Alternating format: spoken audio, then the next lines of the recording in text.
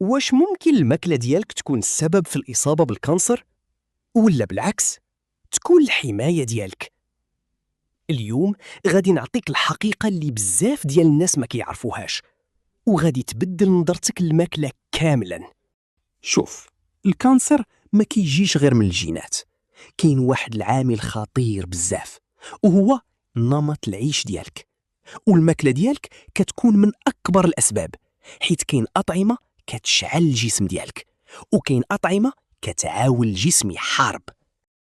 الأطعمة الخطيرة: أول حاجة الماكلة المصنعة، فاست فود، شاركوتري، المشروبات الغازية والسكر بزاف، الدهون المقليين بزاف. هادشي كامل كيوقع في الجسم، كيطلع الالتهاب انفلاماسيون، كيتخلق واحد الوسط مناسب للخلايا السرطانية تكبر. مثال بسيط: إلا كل نهار كتاكل السكر بزاف، راك كتعاون الخلايا الخايبة تعيش كتر. تخيل معايا، الجسم ديالك بحال ساحة حرب، كاينين خلايا مزيانين كيحاربوا المرض، وكاينين خلايا خايبين السرطان. إلا كنتي كتعطي الماكلة الخايبة راك كتعطي القوة للعدو، ولكن إلا بدلتي الماكلة ديالك راك كتعاون الجيش ديالك ينتصر. الأطعمة الواقية. دابا نشوفوا الحل. الخضرة بحال البروكولي، السبانخ، فيهم مواد كتحارب السرطان. الفواكه فيهم مضادات الأكسدة، كيحميو الخلايا ديالك.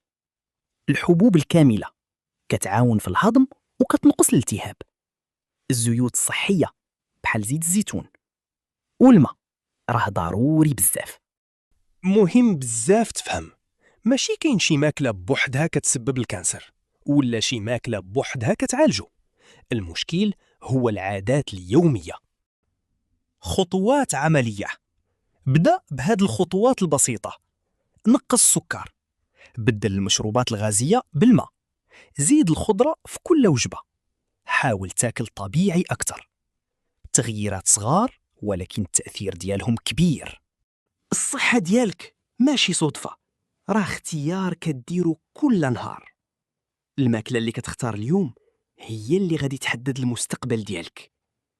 إلا عجبك الفيديو دير لايك وبارطاجي مع الناس اللي كتبغي، وكتب ليا في الكومونت شنو أول حاجة غادي تبدل في التغذية ديالك.